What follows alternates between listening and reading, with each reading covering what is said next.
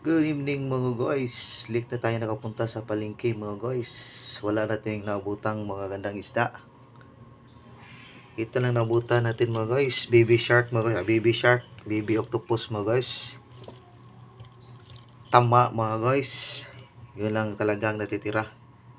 Talagang hindi kakayanin pag walang isda mga guys. Puro karne lang tayo nagdaang araw mga guys. Ituan na tayo mga guys. Wala talagang isda mga guys. Bali 180 pa lang kilo ng atong baby shark, baby octopus, mga loads mga guys, mga idol. Bali 100 lang to mga idol kasi dalawa lang kaming mamumukbang.